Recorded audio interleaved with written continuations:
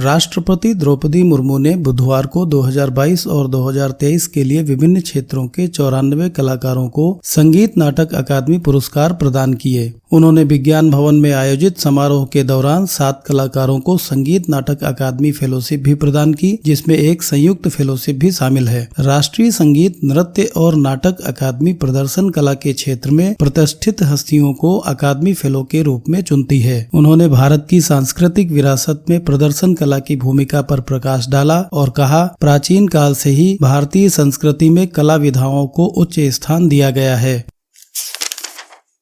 नमामि गंगे के project manager के अपहरण, रंगदारी मांगने और धमकाने के 4 वर्ष पुराने मामले में पूर्व सांसद धनंजय सिंह और सहयोगी संतोष विक्रम को कोर्ट ने बुधवार को 7 वर्ष कारावास की सजा सुनाई है। कोर्ट में बताया गया कि धनंजय के खिलाफ 43 आपराधिक मुकदमे लखनऊ, जौनपुर व नई दिल्ली में दर्ज हैं।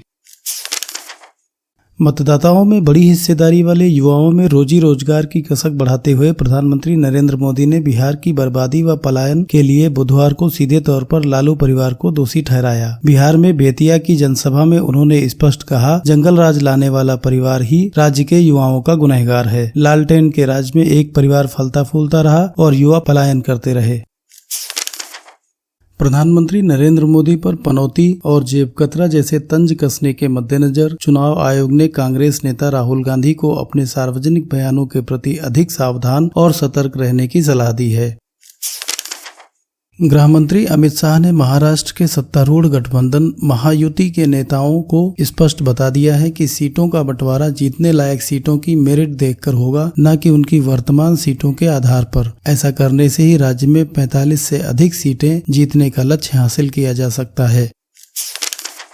भारतीय नौसेना ने बुधवार को मिनिकॉय द्वीप पर अपना नया बेस INS जटायु शुरू किया। इस नौसैनिक बेस से हिंद महासागर क्षेत्र में पाकिस्तान, चीन और मालदीव की गतिविधियों पर न केवल नजर रखी जा सकेगी, बल्कि ड्रग्स तस्करी पर भी लगाम लगेगी।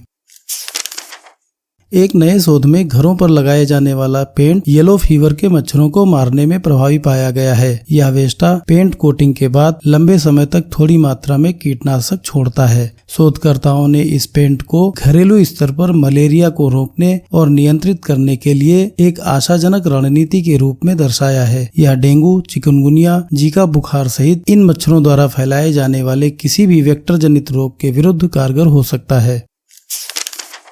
खेलो इंडिया गेम्स के पदक विजेता भी अब सरकारी नौकरी पाने के लिए पात्र होंगे। केंद्रीय खेल मंत्री अनुराग ठाकुर ने बुधवार को कहा, कार्मिक और प्रशिक्षण विभाग ने खेल मंत्रालय के परामर्श से सरकारी नौकरी चाहने वाले खिलाड़ियों के लिए पात्रता मानदंडों में संशोधन किया है। इसके बाद खेलो इंडिया के पदक विजेता भी पात्र होंगे। यह कदम प्रधानमंत्री नरेंद्र मोदी के मजबूत खेल पारिस्थितिकी तंत्र, जमीनी स्तर पर प्रतिभाओं को निखारने तथा खेल को एक आकर्षक और व्यवहार्य करियर विकल्प में बदलने के दृष्टिकोण को ध्यान में रखते हुए उठाया गया है।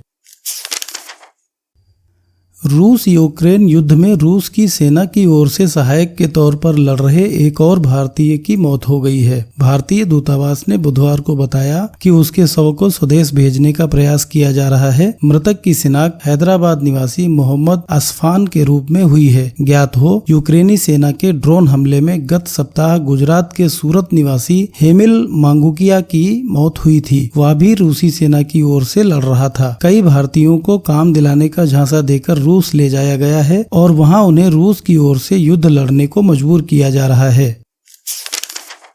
निजी क्षेत्र के बैंकों और कुछ IT शेयरों में खरीदारी की बदौलत उतार चढ़ाव भरे कारोबार के बाद प्रमुख सूचकांक सेंसेक्स और निफ्टी बुधवार को नए स्तर पर जाकर बंद हुए। BSE का प्रमुख सूचकांक सेंसेक्स 74,085.99 के सर्वकालिक उच्च स्तर पर बंद हुआ। इसी तरह NSE का निफ्टी 22,474.05 के रिकॉर्ड स्तर पर बंद हुआ। विश्लेषकों ने कहा कि प्रमुख सूचकांकों की शुरुआत गिरावट के साथ हुई, लेकिन निजी क्षेत्र के बैंकों व फार्मा शेयरों में खरीदारी और यूरोपीय बाजारों की तेजी ने घरेलू बाजारों को बढ़त के साथ बंद होने में मदद की।